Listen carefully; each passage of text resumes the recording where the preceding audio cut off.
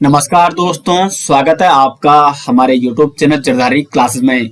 दोस्तों, हिंदी व्याकरण का आज ये 22वां लेक्चर है और इस लेक्चर में आज हम हिंदी व्याकरण का एक और महत्वपूर्ण टॉपिक चर्चा करने वाले हैं, जनसंचार व जनसंचार के माध्यम से। इसे जो पिछला लेक्चर था दोस्तों, उसमें हमने आपको पत्र लेखन कंप्लीट करा दिया है, तो उम्मीद करते हैं कि वो वीडियो आपको काफी पसंद आई होगी। और आज हम यहाँ पे चर्चा करेंगे जनसंचार व जनसंचार के माध्यम। तो शुरू करते हैं दोस्तों आज का लेक्चर, और इसके नोट्स की डिटेल्स पीडीएफ आपको वीडियो के डिस्क्रिप्शन में लिंक दिया गया है, वहां से आप उसको डाउनलोड कर सकते हैं, या आप गूगल पे सर्च कीजिए jardhariclasses.in, तो वहां से आप उस हिंदी की पीडीएफ को डाउनलोड कर सकते हैं। तो शुरुआत करते हैं। सबसे पहले क्या होता है जनसंचार व जनसंचार के माध्यम। तो संचार को पहले समझ लेते हैं। संचार शब्द की उत्पत्ति होती है चर धातु से। एग्जाम में भी प्रश्न बनता है कि संचार शब्द की उत्पत्ति किस धातु से होती है, तो चर धातु से होती है, और जिसका अर्थ क्या होता है, चलना। यानी हम कह सकते हैं दोस्तों कि संचार किसे कहा जाता है, किसी सूचना या संदेश को एक स्थान से दूसरी जगह भेजना क्या कहलाता है, संचार कहलाता है।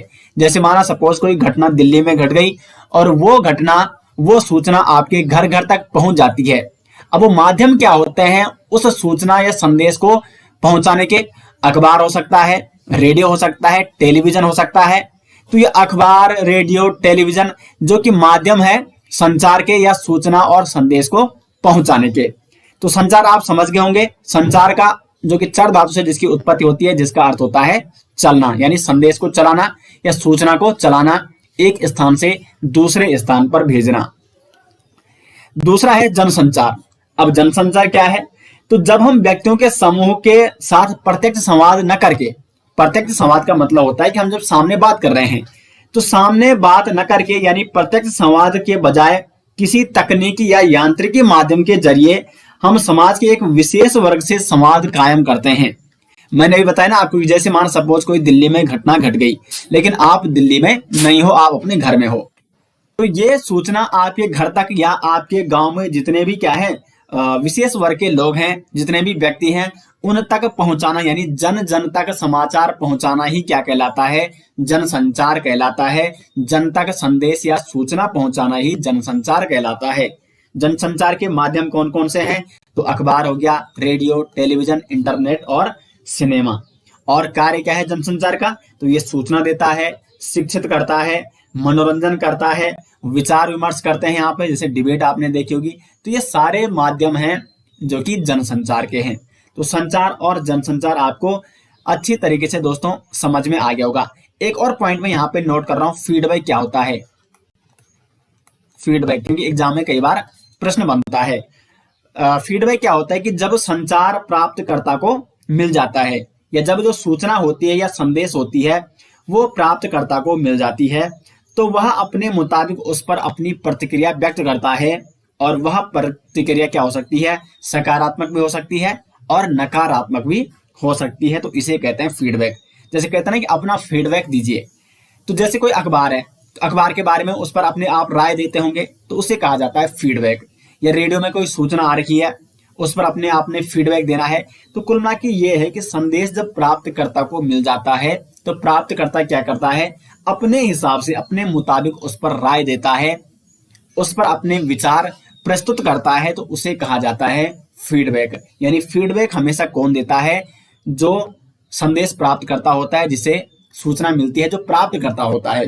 तो संचार, फीडबैक और जनसंचार, ये तीनों पॉइंट आपको समझ में आ गए होंगे। काफी डिटेल्स में आपको समझाने का यहाँ पे प्रयास कर रहा हूं, वो भी सिंपल भाषा में। आगे बढ़ते हैं दोस्तों और बात करते हैं प्रमुख जनसंचार माध्यमों के बारे में। जनसंचार जो माध्यम होते हैं वो सामान्यतः दो प्रकार के हैं, मुद्रित माध्यम और इलेक्ट्रॉनिक माध्यम, या आप कह सकते हैं प्रिंट मीडिया और इलेक्ट्रॉनिक मीडिया। प्रिंट मीडिया क्या होता है या प्रिंट माध्यम क्या होता है, इसको समझ लेते हैं पहले। प्रिंट माध्यम को अंग्रेजी में हिंदी में कहते हैं मुद्रित माध्यम। ये क्या होता है? प्रिंट करना यानी छापना। सिंपल से शब्दों में अगर कहें तो वो है छापना। जैसे अखबार छापा जाता है, तो अखबार क्या है? एक मुद्रित माध्यम है, अखबार को प्रिंट कराया जाता है। तो समाचार पत्र और जितने भी पत्रिकाएं होती हैं, ये सारे के सारे किसके अंतर्गत में आते हैं? किस माध्यम के अंतर्गत आते हैं? तो प्रिंट माध्यम या मुद्रित माध्यम के अंतर्गत ये आते हैं। और प्रिंटिंग प्रेस यानी छपाई खाना जिसे कहा जाता है, उसका आविष्कार सर्वप्रथम कहाँ हुआ था? तो जर्मनी के गुटेनबर्ग में हुआ था। और वैसे अगर बात करें मुद्रण की शुरुआत यानी प्रिंटिंग की शुरुआत सर्वप्रथम चीन से मानी जाती है, लेकिन प्रिंटिंग प्रेस जो सर्वप्रथम आविष्कार हुआ था वो जर्मनी के गुटेनबर्ग से हुआ था। अगर बात करें भारत में, तो भारत की जो पहली प्रिंटिंग प्रेस खोली गई थी 1556 में गोवा में खोली गई थी। और ये यहाँ पे क्यों खोली गई थी? धर्म प्रचार की पुस्तकों को छापने के लिए यहाँ पे 1556 में भारत के गोवा में पहली प्रिंटिंग प्रेस खोली गई थी भारत में। और भारत का जो पहला समाचार पत्र था वो था बंगाल गजट। जो बंगाल गजट था भारत का पहला समाचार पत्र, ये 1780 में निकला था। जेम्स ऑगस्ट हिक्की जो कि कोलकाता से इन्होंने निकाला था, जेम्स ऑगस्ट हिक्की द्वारा बंगाल गजट भारत का पहला समाचार पत्र इसे कहा जाता है। और भारत का पहला हिंदी साप्ताहिक समाचार पत्र वो कौन सा था? तो वो था उदंड मार्तंड, जो कि 1826 में निकाला गया था पंडित जुगल किशोर शुक्ल के संपादन में। पंडित जुगल किशोर शुक्ल के संपादन में उदंड मार्तंड 1826 में भारत का पहला हिंदी साप्ताहिक समाचार पत्र। आगे बढ़ते हैं। ये तो प्रिंट माध्यम था यानी मुद्रित माध्यम, और यहां से जनरली सामान्यतः प्रश्न एग्जाम में पूछे जाते हैं। दूसरा है इलेक्ट्रॉनिक मीडिया।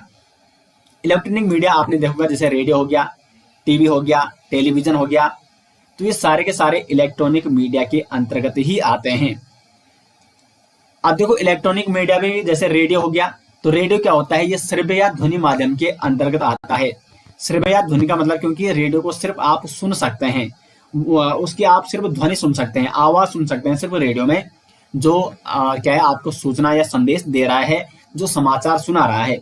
लेकिन रेडियो में आप चित्र नहीं दे सकते हैं, चलचित्र नहीं दे सकते हैं, कोई भी मतलब जो भी क्या होता है फोटोज वगैरह वो आप इसमें नहीं देख सकते हैं। तो इलेक्ट्रॉनिक मीडिया का जो एक रेडियो है, रेडियो एक प्रकार है, इलेक्ट्रॉनिक मीडिया का रेडियो एक माध्यम है। तो रेडियो किस प्रकार का माध्यम है? श्रव्य या ध्वनि माध्यम के अंतर्गत ये आता है, दृश्य माध्यम के अंतर्गत नहीं आता है रेडियो। रेडियो व टीवी मूलतः एक रेखीय या लीनियर माध्यम है।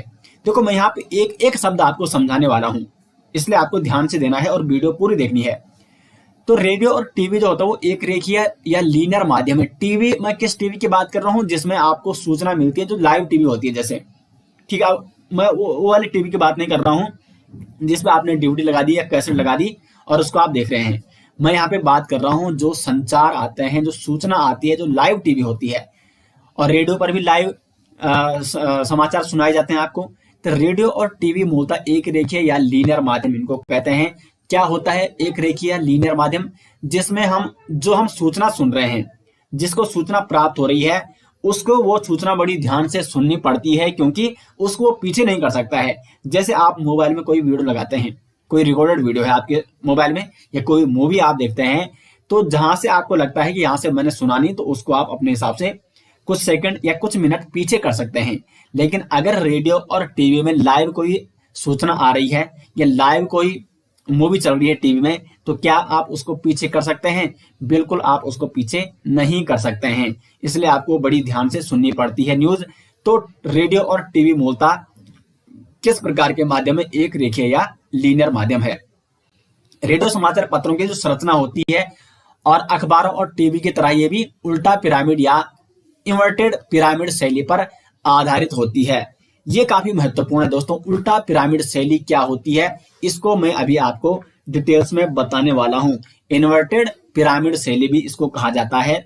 और रेडियो के जो समाचार पत्र होते हैं, या जो अखबार होते हैं, या टीवी में जितने भी आपको न्यूज या सूचनाएं बताई जाती हैं, वो उल्टा पिरामिड शैली पर आधारित होती हैं। अभी इसके बारे में इसी वीडियो में इसके बाद में डिटेल्स में बात करने वाला हूं, क्योंकि यहाँ से बहुत प्रश्न बनते हैं एग्जाम में। देखो रेडियो का आविष्कार कब हुआ था? 1895 में जी मार्कोनी द्वारा। और भारत में रेडियो सेवा का प्रारंभ जो माना जाता है वो कब माना जाता है? 1923 में बॉम्बे से माना जाता है। भारत का पहला रेडियो स्टेशन कब खुला था दोस्तों? 23 जुलाई 1927 को। देखो सेवा तो प्रारंभ हो गई थी 1923 को, लेकिन पहला रेडियो स्टेशन खुला 23 जुलाई 27 को बॉम्बे रेडियो स्टेशन के नाम से। उसके बाद दोस्तों 1930 में इस रेडियो स्टेशन का राष्ट्रीयकरण किया गया और इसका नाम क्या रखा गया, भारतीय प्रसारण सेवा। और फिर 1936 में इस भारतीय प्रसारण सेवा का नाम बदलकर रखा गया all India radio, AIR, all India radio. कब रखा गया इसका नाम, 1936 में। फिर ऑल इंडिया रेडियो का नाम आकाशवाणी पड़ा 1957 में। महत्वपूर्ण पॉइंट है दोस्तों, 1957 में AIR का नाम क्या रखा गया, आकाशवाणी रखा गया। और आप में से बहुत सारे अभ्यर्थियों ने आकाशवाणी जरूर सुनी होगी। और आकाशवाणी लगभग देश की 24 भाषाओं और 146 बोलियों में कार्यक्रम अपना प्रस्तुत करती है। फिर क्या होता है आकाशवाणी को, यहाँ पे देखो, एक तो 1993 में FM आपने देखा होगा, फ्रीक्वेंसी मॉड्यूलेशन इसकी फुल फॉर्म है FM की, कई बार एग्जाम में पूछी जाती है। तो 1993 में FM की शुरुआत हो जाती है। और 1997 में एक और महत्वपूर्ण घटना ये घटती है कि 1997 में आकाशवाणी और दूरदर्शन को केंद्र सरकार के नियंत्रण से निकालकर प्रसार भारती के नियंत्रण में रखा जाता है 1997 को। तो ये रेडियो के बारे में कुछ महत्वपूर्ण फैक्ट थे, महत्वपूर्ण जानकारियां थी जहां से एग्जाम में प्रश्न पूछे जाते हैं। अब बात करते हैं उल्टा पिरामिड शैली की। इस टॉपिक का सबसे महत्वपूर्ण बिंदु है उल्टा पिरामिड शैली। क्या होता है उल्टा पिरामिड शैली?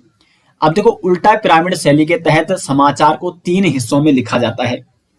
सबसे पहले ये समझे कि उल्टा पिरामिड शैली क्या है। तो उल्टा पिरामिड शैली समाचार लेखन की सबसे प्रचलित और प्रभावी शैली और लोकप्रिय शैली इसको माना जाता है। और जितने भी जनसंचार माध्यम होते हैं उनमें लगभग 90% जो खबरें होती हैं वो इसी उल्टा पिरामिड शैली में छापी जाती है, इसी उल्टा पिरामिड शैली में होती है। तो जो उल्टा पिरामिड शैली है ये 3 हिस्सों में इसको लिखा जाता है, यानी इस शैली से समाचार को 3 हिस्सों में लिखा जाता है।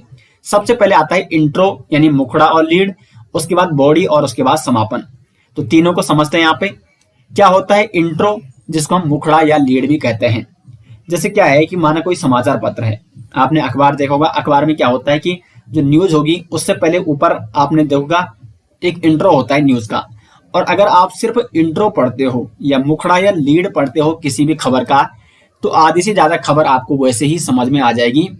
मतलब कई बार होता है ना कि आपके पास टाइम नहीं होता है पूरा अखबार पढ़ने का, तो सीधे आप ऊपर ऊपर की हेडिंग पढ़ोगे। तो इसी को कहा जाता है इंट्रो, जिसको मुखड़ा या लीड भी कहा जाता है। इसमें क्या होते हैं, खबर के मूल तत्व होते हैं शुरू में लगभग 2-3 पंक्तियों में, और यह खबर का सबसे अहम हिस्सा होता है। क्यों होता है? क्योंकि अगर आप सिर्फ इसको इंट्रो को पढ़ते हो तो खबर आपको वैसे ही समझ में आ जाएगी। जैसे मैं आपको कह रहा हूँ ना, कई बार आपको टाइम नहीं मिल पाता है तो आप सिर्फ इंट्रो देखते हैं। जैसे मानो सपोज कोई घटना घट चुकी है कहीं, और घटना का विवरण इस प्रकार से दे रखा है कि उस स्थान पर एक भयंकर हादसा हुआ और इस हादसे में 40 लोग घायल हो गए। तो मतलब पूरी खबर आपको लगभग पता चल चुकी कि वहां पे हुआ क्या था। अब डिटेल्स में आपको जानने के लिए फिर उसकी बॉडी पढ़नी पड़ेगी, लेकिन ऊपर ऊपर से कुल मिला के आपको खबर आपको मिल चुकी है। तो यही होता है इंट्रो। इंट्रो में क्या हो जाता है कि सबसे अहम हिस्सा इसीलिए माना जाता है कि अगर आप पूरी खबर भी नहीं पढ़ते हो तो आपको लग जाता है कि एक्चुअली में आज ये खबर आ रखी है और वहां पे ये उस स्थान पर ये घटना हो रखी है जिसमें इतने लोग घायल हो चुके हैं। तो ये होता है इंट्रो, या जिसको मुखड़ा और लीड भी कहा जाता है। दूसरा होता है बॉडी। ये समाचार का विस्तृत ब्यौरा होता है, पूरा समाचार इसके अंतर्गत आ जाएगा जो उस इंट्रो के नीचे होगा। और फिर तीसरा होता है समापन। समापन क्या होता है? कुल मिला के समापन, जो अंतिम जो पंक्तियां होंगी उसको समापन कहा जाएगा।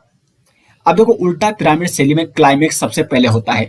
इंट्रो में दिया रहेगा आपको कि वहां पे हुआ भयंकर हादसा, इतने लोगों की चली गई जान। तो फिर आपको मतलब क्या हो जाएगा, उसमें क्लाइमेक्स पहले ही दिया जाएगा कि आप लगेंगे यार कितनी लोगों की जान चली गई या क्या हो गया इसमें। तो आप क्या करोगे, उस पूरी खबर को पढ़ने लग जाओगे। जैसे कहानी में आपने देखा, 2 चीजें मैं आपको बता रहा हूं। एक तो होती है कहानियां। तो जो कहानियां होती हैं, कहानी और कथा लेखन, वो उल्टा पिरामिड शैली में नहीं लिखी जाती है, क्योंकि उनका जो क्लाइमेक्स होता है वो बाद में होता है। क्योंकि कहानी का जो कंक्लूजन आप निकालते हैं, जो आपको जानकारी मिलती है, वो जब आप पूरी कहानी पढ़ लेते हैं तो तब जाके आपको पता चलता है कि हुआ क्या कहानी में, यानी क्लाइमेक्स कहाँ छुपा है कहानी के अंत में। जबकि हमेशा खबर में क्या होता है, क्लाइमेक्स सबसे पहले होता है। और लगभग खबर का आपको जानकारी कहाँ मिल जाती है, शुरुआत में अगर आप इंट्रो या मुखड़ा या लीड अगर पढ़ते हैं तो कहानी के बारे में या जो खबर होती है, ठीक है, सूचना के बारे में आपको जानकारी मिल जाती है शुरुआत में ही। तो उल्टा पिरामिड शैली में क्लाइमेक्स सबसे पहले होता है, जबकि कहानी और कथा लेखन में क्या होता है, क्लाइमेक्स सबसे नीचे होता है। तो उल्टा पिरामिड शैली दोस्तों अच्छे से आप यहाँ पे समझ गए होंगे, उम्मीद करते हैं। अब आगे बढ़ते हैं और शुरुआत करते हैं टेलीविजन। टेलीविजन ये भी इलेक्ट्रॉनिक मीडिया, जो यहाँ पे क्या है, इलेक्ट्रॉनिक मीडिया हम यहाँ पे चर्चा कर रहे थे। तो एक तो यहाँ पे रेडियो हो गया और दूसरा आ गया इसका टेलीविजन। इलेक्ट्रॉनिक मीडिया का दूसरा माध्यम है टेलीविजन। अब देखो ये श्रव्य दृश्य माध्यम के अंतर्गत आता है, क्योंकि टेलीविजन में आप श्रव्य यानी सुन भी सकते हैं और दृश्य भी उसमें देख सकते हैं। जैसे आप रेडियो में सूचना सुनते हैं तो रेडियो में आप सिर्फ सुन सकते हैं, वो रेडियो सिर्फ एक श्रव्य माध्यम है। जबकि टेलीविजन में जो न्यूज एंकर होता है या जो भी आप उसमें देख रहे हैं कोई भी घटना, तो उसमें आप क्या है उसके दृश्य भी देख सकते हैं। तो इसलिए टेलीविजन को श्रव्य दृश्य माध्यम के अंतर्गत रखा जाता है। टेलीविजन का आविष्कार जॉन लोगी बियर्ड ने 1925 में किया। ये कुछ ऐतिहासिक महत्वपूर्ण फैक्ट है टेलीविजन के बारे में। और दुनिया में जो पहली वर्किंग टेलीविजन का निर्माण किया गया वो 1927 में हुआ था। देखो आविष्कार तो 1925 में हुआ, लेकिन पहली वर्किंग टेलीविजन का जो निर्माण हुआ था वो 1927 में हुआ था। और भारत में होती है टेलीविजन की शुरुआत 15 सितंबर 1959 को। और दूरदर्शन की शुरुआत कब होती है भारत में? दूरदर्शन की शुरुआत भी 15 सितंबर 1959 को दिल्ली में होती है, लेकिन पहले इसका नाम क्या था? टेलीविजन इंडिया, इसके अंतर्गत। और बाद में फिर 1975 में इसका हिंदी नामकरण दूरदर्शन रखा गया। तो कई जगह आपने देखा होगा, कई जगह ये देखने को मिलेगा कि दूरदर्शन का आविष्कार 1975 में हुआ, लेकिन नहीं, ऐसा नहीं है। 15 सितंबर 1959 को दूरदर्शन की शुरुआत हो चुकी थी दिल्ली में टेलीविजन इंडिया के नाम से। और 1975 में फिर इसका नाम दूरदर्शन रखा गया। और 1976 में इसको आकाशवाणी से पृथक करके दूरदर्शन यानी डीडी के रूप में पहचान मिली थी। और इसका जो पहला धारावाहिक वो था हम लोग, जो कि 1984 में आया था। तो ये टेलीविजन के बारे में दोस्तों कुछ महत्वपूर्ण फैक्ट थे। और ये धारावाहिक किसने लिखा था? मनोहर श्याम जोशी जी ने लिखा था। हम लोग 1984 में ये आया था।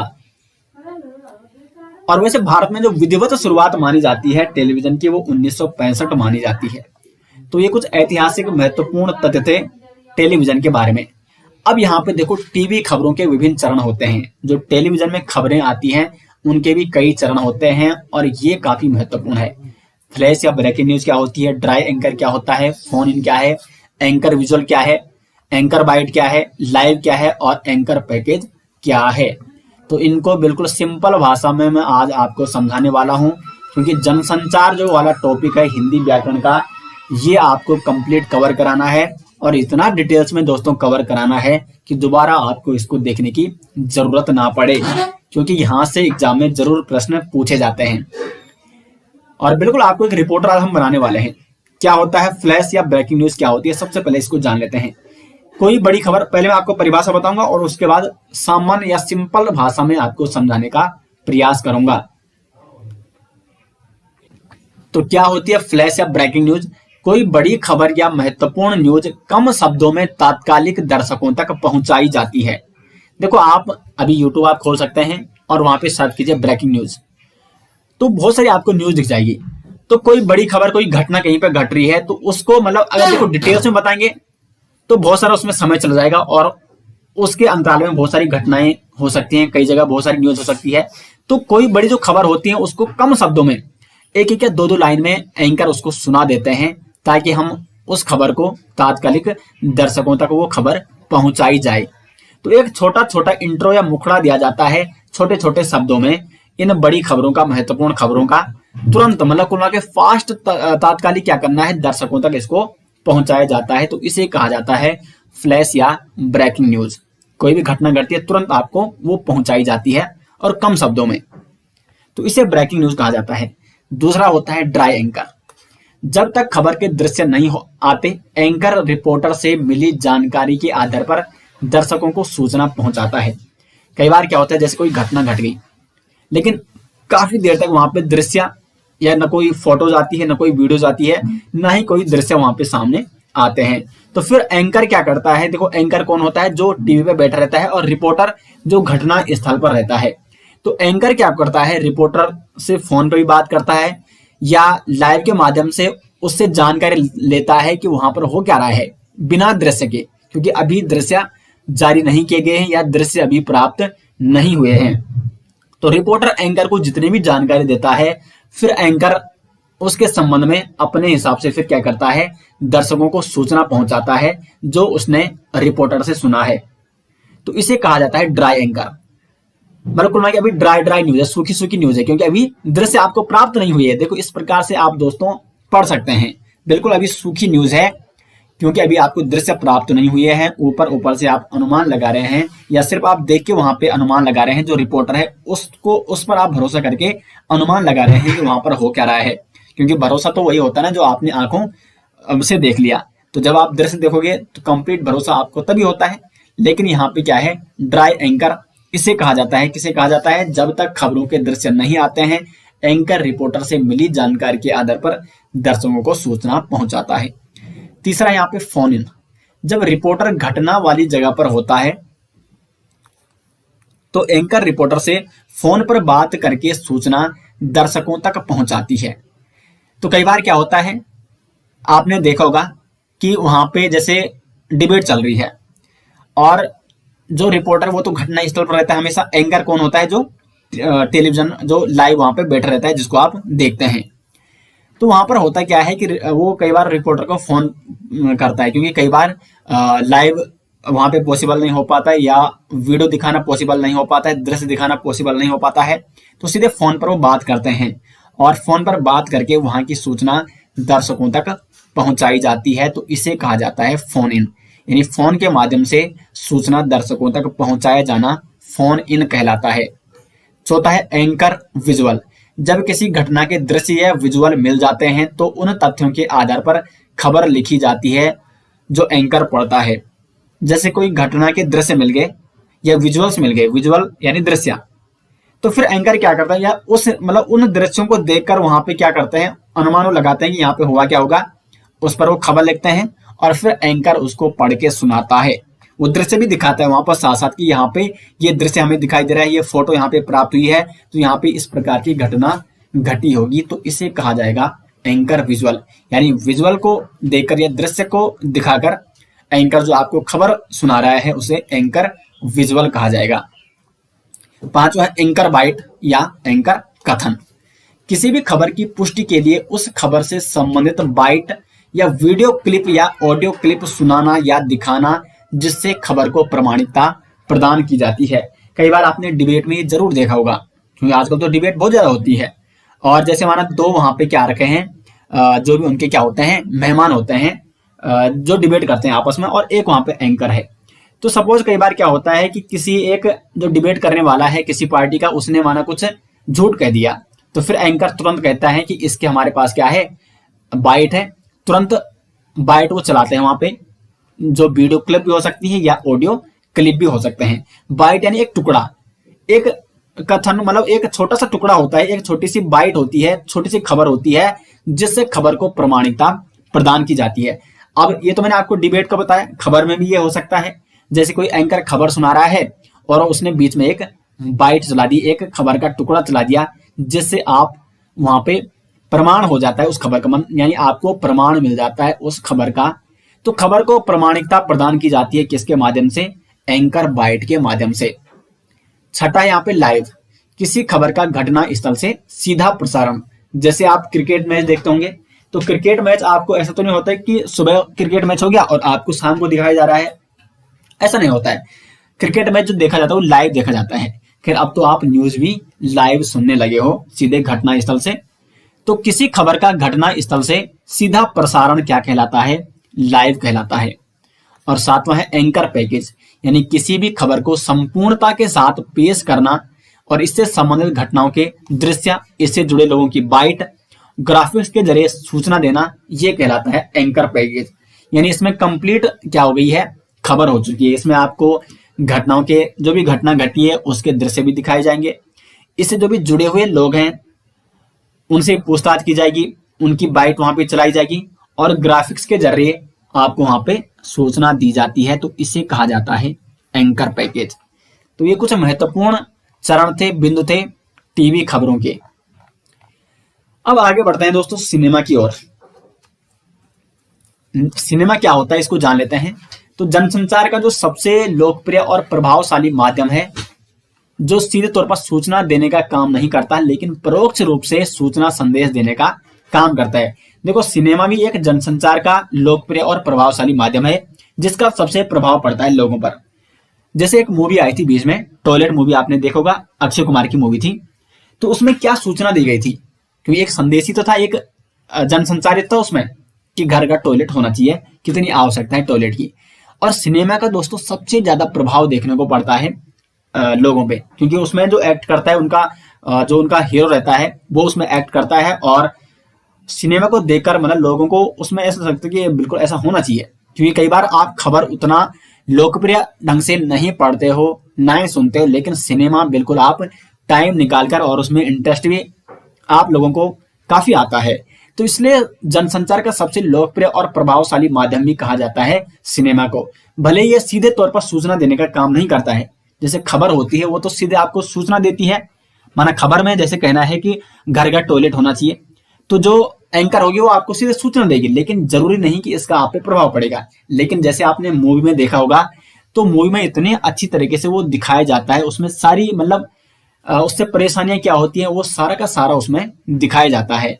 तो परोक्ष रूप से कहीं ना कहीं एक सूचना या संदेश देने का कार्य करता है सिनेमा। सिनेमा का आविष्कार सर्वप्रथम निकोलस और जीन लुमिये द्वारा 1895 में किया गया था फ्रांस में। और अब देखो भारत में जो पहली मूक फिल्म बनी थी वो राजा हरिश्चंद्र बनी थी 1913 में। तो कब बनी थी भारत की पहली मूक फिल्म राजा हरिश्चंद्र? 1913 में बनी थी। और किसने बनाया था इसको? दादा साहेब फाल्के। और उसके बाद पहली बोलती फिल्म जो थी भारतीय वो थी आलम आरा, 1931 में ये बनी थी। तो सिनेमा से संबंधित ये कुछ महत्वपूर्ण फैक्ट थे।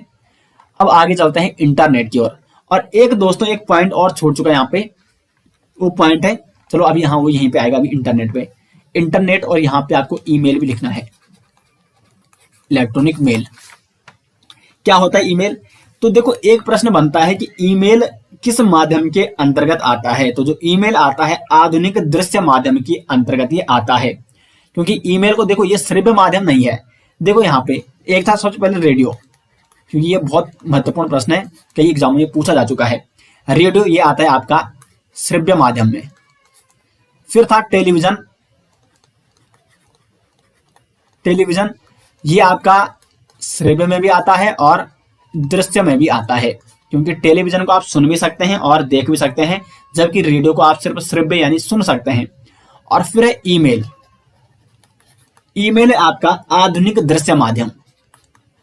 महत्वपूर्ण पॉइंट मैं आपको बता रहा हूं, यहां पे कोई आपको बताएगा नहीं। आधुनिक दृश्य माध्यम। अब आप सोच रहे होंगे क्या हम ईमेल में कोई दृश्य देखते हैं? बिल्कुल, देखो जो ईमेल में संदेश आपको प्राप्त होता है उसको आप सुनते हैं? बिल्कुल नहीं, उसको आप पढ़ते हैं, अपनी आंखों से देखते हैं, यानी वो एक दृश्य माध्यम है। लेकिन किस प्रकार का दृश्य माध्यम है? आधुनिक दृश्य माध्यम है, क्योंकि इंटरनेट ये तो आधुनिकता की दुनिया है। तो ईमेल को इसीलिए आधुनिक दृश्य माध्यम कहा जाता है। ईमेल को आप सुनते नहीं बल्कि उसको देखते हैं, क्या लिखा है मेल में वो आप देखते हैं, यानी एक आधुनिक दृश्य माध्यम के अंतर्गत आता है। मोस्ट इंपॉर्टेंट प्रश्न बनेगा एग्जाम में। अब हम यहाँ पे इंटरनेट की बात कर लेते हैं। ये तो इसको आप स्क्रीनशॉट भी ले सकते हैं, ठीक है। तो इंटरनेट जो है यहाँ पे ऑनलाइन पत्रकारिता या साइबर पत्रकारिता या वेब पत्रकारिता भी इसको कहा जाता है।